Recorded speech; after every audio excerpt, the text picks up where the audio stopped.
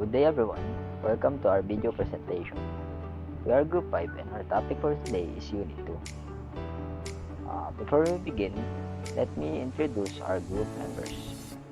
We have Joel Aguilar and Joseph, Andre Arellano as the role of Hipster, Justin De Lima and myself, Erden Santos as the role of Hustler, and Russell Zaragoza and Cyrus Campo as the role of Hacker. Together, we will discuss the different types of customer segments and other topics to show their importance in understanding our target customers. So, without further ado, let's begin our presentation.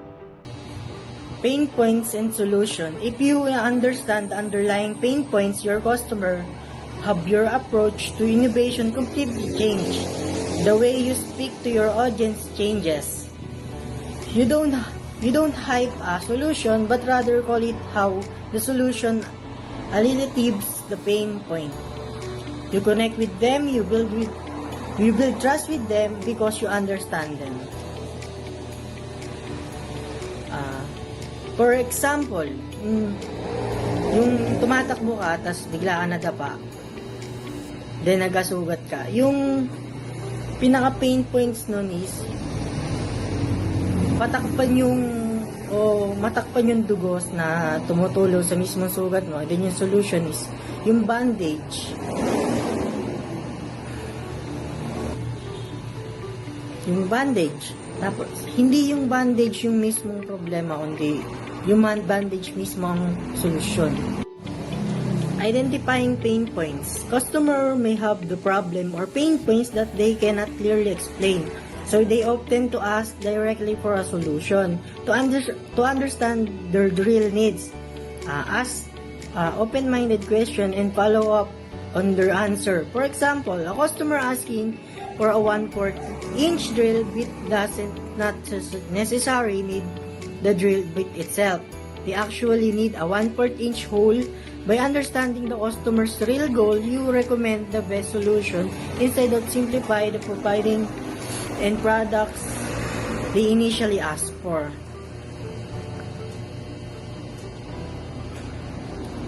For example,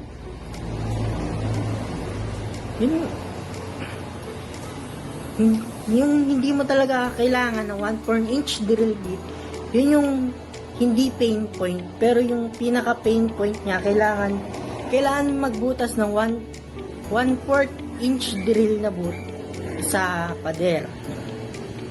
Then, ang pinaka main point nito ay, ang totoong problema ay nangangailangan ng customer. Ang solution naman ay ang product na paraan para masolusyonan ng problemang yun. Innovations come from understanding the true pain points. The Henry Ford quote teach that the key is to understand the customer real point, not just the solution they ask for. Sa madaling salita, ang innovation ay nangyayari kapag naiintindihan mo ang totoong problema ng customer. Hindi lang kung ano ang produkto na hinihingi nila. Halimbawa, nung isang customer is gusto daw niya ng mas mabilis na kabayo. Yun yung cause ng request. And then yung true pain point is gusto niya ng mabilis na kabayo para makarating ng mabilis sa pupuntahan niya. Then yung innovation, yun yung gumawa ng kotse. Ang pain point is yung totoong problema, while yung innovation is yung bagong solution para masolusyonan yung problema. Solution. The best solution should address the customer true pain point, not just the product they initially asked for. The main idea that the marketing should focus on how the product solves the customer problems and relieves their pain rather than simply describing the product itself. For example, don't fall in love with the product, fall in love with the solving the problem. Yung pinaka-pain point niya is yung problem, din yung solution niya sa problema. Yung main idea ng is yung solution ay hindi lang basta isang produkto. Ito ay paraan para mawala o mabawasan ng struggle ng isang customer. Pain points versus solution. Here's the example. A marketer may hear a customer say that they need a bandage and focus on promoting the features of the bandage, such as being comfortable, durable, or preventing infections. However, the bandage is the only solution, not the actual pain points. The customer's real problem is that their leg is bleeding and they want to stop it. Once marketer understands these true pain points, they can offer and market a solution based on stopping the bleeding rather than simply promoting the features of the bandage. Yung sinasabi dito is about sa pag-alam muna sa tunay na problem ng customers bago ibenta yung product. Ang kailangan kasi ng customers ay bandage. Ang naisip agad ng marketer na ipakita yung features ng bandage na matibay ito, komportable at nakaka-prevent ng infections. Pero hindi naman, ang totoo, hindi naman bandage yung totoong problema, kundi yung pain points talaga ng customers is yung gusto niyang tumigil na pagdurugo.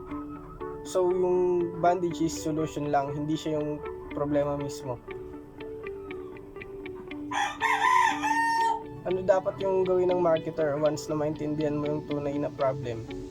Dapat yung binibenta mo is based dun sa solution sa problem. Instead na mag-focus ka sa features ng bandage, dapat yung pitch mo is ito yung makakapagtigil sa pagdurugo sa sugat agad.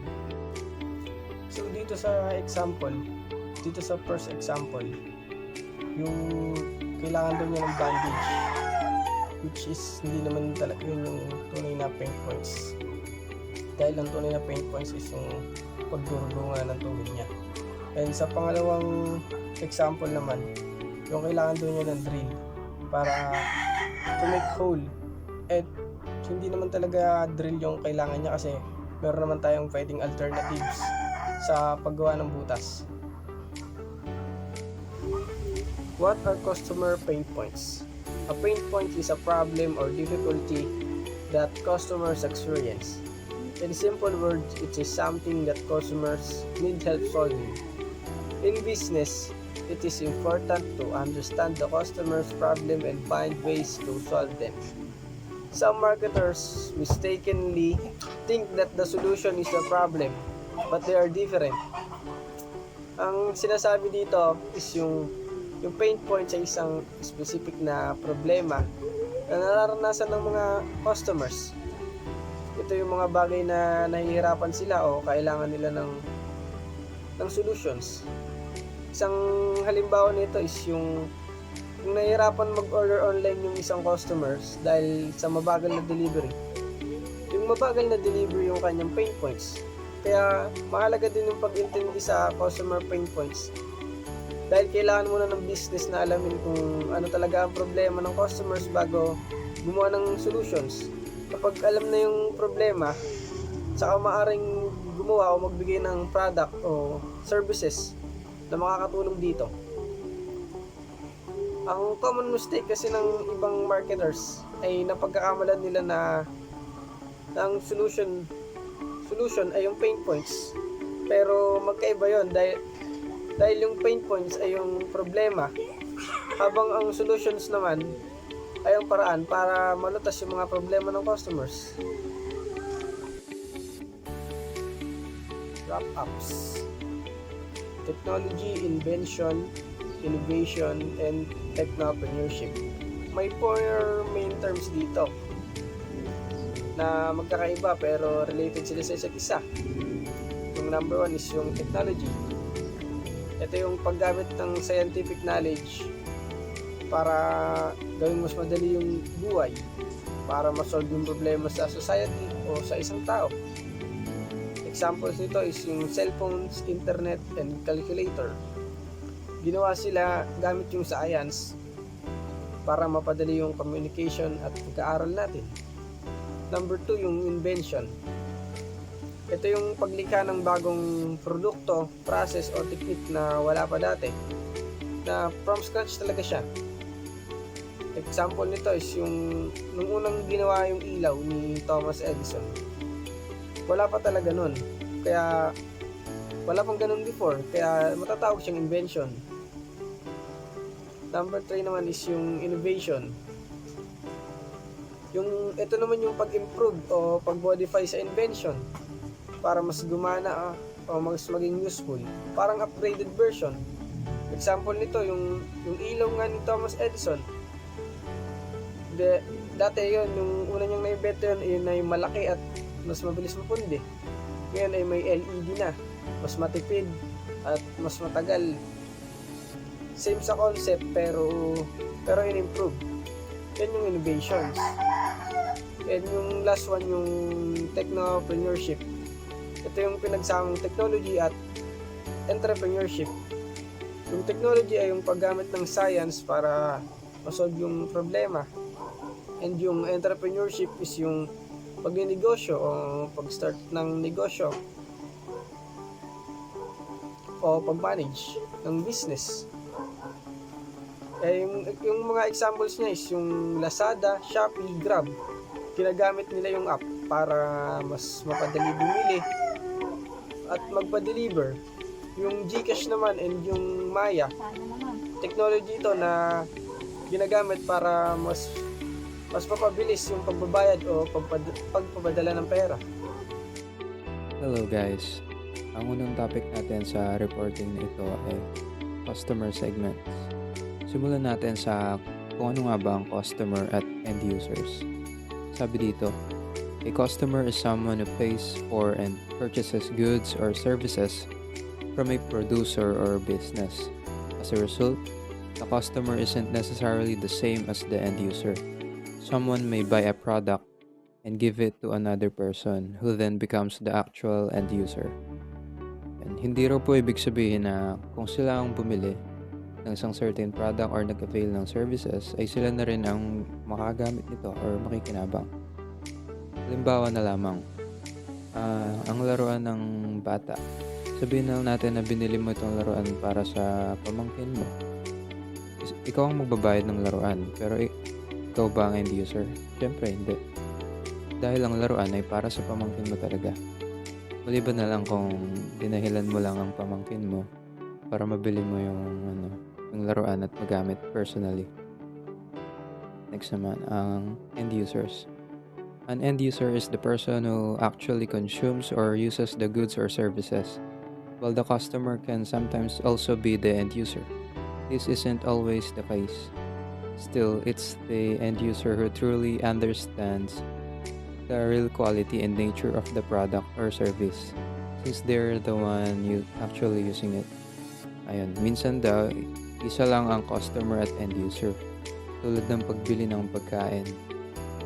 Binili mo ang pagkain para sa sarili mo, kaya yun, dapat na ikaw kumain nun. May karapatan kang kumain ng ganun. In terms of feedback naman, masasabi ko na mas mahalaga ang end user sapagkat sila ang mas nakakaalam ng quality ng isang product or service dahil sila mismo ang nakagamit or nakaranas nito.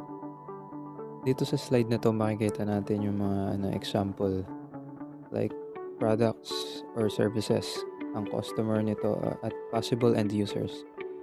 Sa unang natin, children's toys. Ang customer nun pwedeng parent, guardian, or kahit sinong gustong bumili. Tapos ang syempre possible end user yung child. Next, corporate software license. Customer daw ay IT manager or company. Tapos mga kagamit nito, end users, employees using the software. Next, hospital medical equipment. Syempre, customer, hospital administration. Tapos ang mga kagamit naman nun, end user, patients and doctors. Next, textbooks. Ang customer nila, school or parent. Tapos possible na consumer or end user nun ay yung syempre students. Greeting cards para sa may mga birthday, ganun. Customer, syempre yung buyer, yung bibili. Tapos yung end user naman, syempre yung makatanggap ng greeting card. For our next topic, dumako naman tayo sa stakeholders. Ano nga ba ang stakeholder? Sabi dito, A stakeholder is any party with an interest in a company, whether they influence the business or are influenced by it. Sila raw yung mga grupo na may interes o may gusto sa isang kumpanya o negosyo. Maaring may epekto sila sa negosyo or sila mismo ang naapektuhan ng mga desisyon at operations ng negosyo. So, sa slide naman na to, makikita natin yung types ng stakeholders. Meron tayong sa kaliwa, internal stakeholders tulad ng employees, manager, and owners. Then sa right side naman, external stakeholders tulad ng society, government, creditors, and shareholders. Yan. Dako tayo sa next slide. Ang next topic naman na i-discuss ko ngayon ay ang influencer. Siguro naman may idea na kayo kung ano nga ba ang isang influencer. Pero dahil may nakalagay dito, babasahin ko.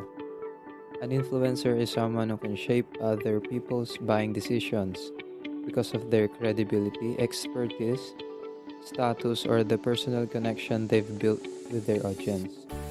Sa madaling salita, ang influencer daw po ay mga tao na kayang ma-influensyahan ka sa desisyon mo sa buhay.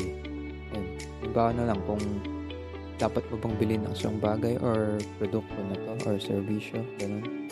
Hindi dahil sila ay sikat, ganun, or artista. Hindi dahil may credibility sila. Marunong sila sa isang particular na topic or yung tawag nating niche. O malapit ang connection nila sa audience nila. Ganun. They typically have a dedicated following within a specific niche and stay actively engaged with that audience. How large this following is usually depends on how broad or specialized their niche happens to be.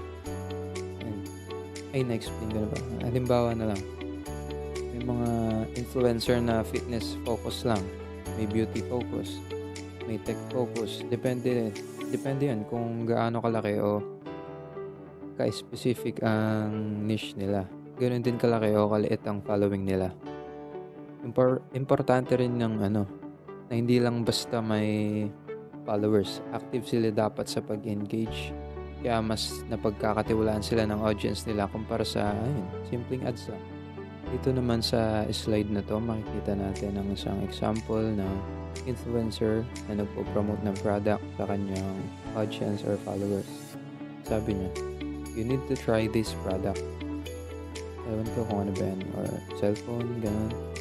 Tapos sa right side naman, sa kabilang side, nakikita natin yung mga followers niya, yung audience niya na may heart, puso, parang nagpapahiwatig na agree sila or engage sila dun sa product na pinopromote ni influencer. Sabi pa dun sa baba, the influencer promotes a product to their audience who trust their recommendation and decide to purchase. Ayun, at the end, napabili yung audience, followers. Kasi nga may credibility. Ayun, na parang nahikayat sila. Ganun. What is customer segments? Customer segments are the different group of people or organization that a business wants to reach and serve. Not all customers are the same. They can have different needs, wants, problems, budgets, and preferences. Because of this, a business needs to understand who its customer and what each group needs. Customer segments are important because they help business decide what product to offer, how to reach customers, how to communicate with them, and how to earn money for them. For example, a bank can have a regular customers who have smaller amount of money and wealthy customers who have a much larger amount of money. The bank may offer basic services to regular customers but provide special treatment or financial services to wealthy customers. So in simple words, customer segments are the different groups of customers that a business is trying to serve. There are 5 types of customer segments: mass market, niche, segmented, diversified, multi-sided. What is a mass market? A mass market is when a business tries to sell its product or services to a very large number of people. Instead of focusing on one specific type of customers, the company creates something that can be useful or attractive to many different people. The goal of a mass market business is to reach as many customers as possible. Because the company is targeting a large population, the product is usually designed to most common needs rather than very specific needs. For example, Coca-Cola is an example of a business that targets a mass market. Its drink can be purchased by students, workers, families, and many other types of people. The company does not make the product only for one small group. Another example of this is soap or toothpaste. These products are used by a large number of people, so companies produce for the general population. So, sinasabi lang po dito na ang mass market, ang ginagawa nito is i-reach as many customers as possible. Kaya usually, yung mga products na nandito is yung mga ginagamit natin sa araw-araw. For example, sabon, toothpaste, ganyan, mga inumin. A niche market is almost the opposite of a mass market. Instead of trying to reach everyone, the business focuses on a small and very specific group of customers. These customers usually have special needs, interests, or problems that are different from the general population. Because of this, the business creates a product or service that is specifically designed for that particular group. For example, imagine a company that sells specialized running shoes for professional marathon runners. The company is not trying to sell it to everyone who wants shoes. Instead, it focuses on people who have a specific interest and need professional or serious marathon running. Another example of this could be special equipment for photographers. The customers are photographers who need specialized equipment rather than ordinary people who just take pictures occasionally. Because the customers have specific needs, the business needs to understand them very well. The product, advertising, customer service, and even the way the business communicates with the customers are designed around a specific group. In simpler words, niche market means focusing on a small and specific group of customers with special needs. Segmented. A segmented market divides customers into groups that have similar but slightly different needs. The business then adjusts its product, services, or marketing for each group. For example, a bank may have a regular customer with assets up to $100,000 and a wealthy customers with over $500,000. Since their needs are different, the bank can offer different services to each group. In simpler words, segmented means different groups with different needs. Diversified. What is diversified? A diversified business serves different customers groups that have very different needs. Instead of focusing on only one type of customers, the business expands into different markets and offers different products or services. Companies usually do this to grow, reach new customers, and create additional sources of income. For example, Amazon started mainly as an online shopping business where its customers buy through its website. Later, Amazon expanded into cloud services through AWS, which mainly serves businesses and organizations that need computing and storage services. These two groups have very different needs, but Amazon is able to serve both.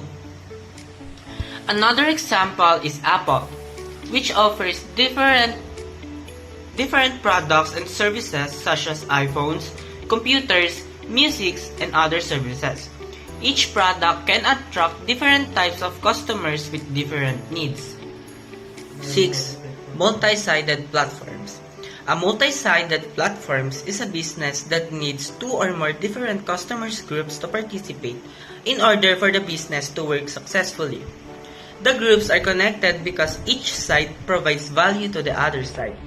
For example, a credit card company needs both cardholders and merchants.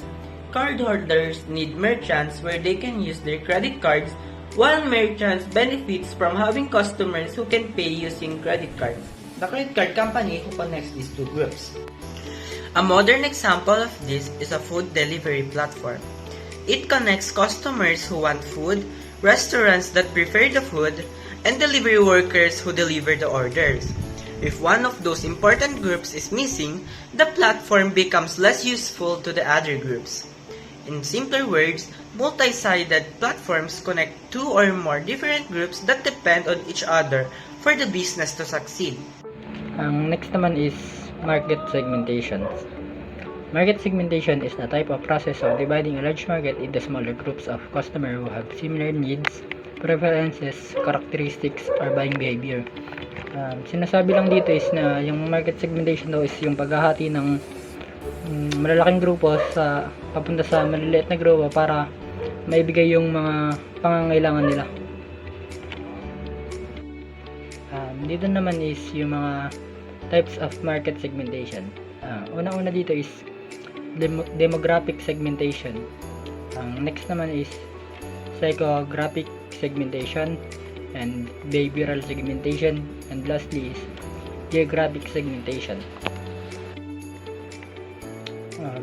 Demographic segmentation is a type of market segmentation that divides customers into groups based on the measurable personal characteristics. Example nito is age, gender, income, education, occupation, family size, and marital status. Dito naman sinasabi lang na ang demographic segmentation is paghahati ng market batay sa basic characteristics o personal na impormasyon ng mga customer. Halimbawa nito is yung isang kumpanya nagbebenta ng mga school supplies. So, napansin nila na pangunahing bumibili sa kanila is yung mga bata, mga edad teenager, ganun. Kaya gumawa sila ng paraan para maging affordable yung mga school supplies na binibenta nila para ma-afford ng mga estudyante. Ganun. Psychographic segmentation is a type of market segmentation that divides customers based on their lifestyle, interests, values, beliefs, personalities, and attitudes. Dito naman sa psychographic segmentation is hindi lang dito tinitignan kung sino yung customer, kundi yung paano sila namumuhay at saka ano yung paniniwala nila. Ang example nito is nag-develop yung isang company ng eco-friendly reusable water bottles. Ang target naman nila doon is yung mga mahihilig sa nature, yung mga concern sa environment na customer, ganun. Next is behavioral segmentation. It's a type of market segmentation that divides customers based on their behavior towards product or service. Example is purchasing habit, product usage, brand loyalty, and buying occasion. Dito sa may behavioral segmentation is sinasabi lang yung paghahati ng market batay sa kung paano kumilos ang isang customers kapag bumibili o gumagamit ng isang product or serbisyo. Example nito is yung isang coffee shop. Kunyari may isang customer na bumibili ng coffee araw-araw, and ang gagawin naman ng coffee shop is magbibigay siya ng loyalty card sa customer na yun. Kunyari kapag naka 9 purchase or may libre na siyang isang cup ng coffee, ganun. And last naman is geographic segmentation. It's a type of market segmentation that divides customers based on where they live or are located. Example is country, region, city or province, climate, and urban or rural areas. Dito naman is sinasabi yung geographic segmentation is yung paghahati ng market batay sa lokasyon o lugar kung saan nakatira gumagamit ng produkto ang mga customer. Example nito is kunyari yung isang clothing company nagbebenta dito sa may Pilipinas. Ang mga mabebenta dito mga mabentang damit dito is yung mga t-shirt, short, ganun, kasi mainit. Sa may mga ibang lugar naman na malalamig is ang mabenta naman din is jackets, sweaters, tsaka mga coats. Sinasabi lang dito is yung kung nasan yung mga customers nyo at kung ano yung mabebenta sa lugar na yun.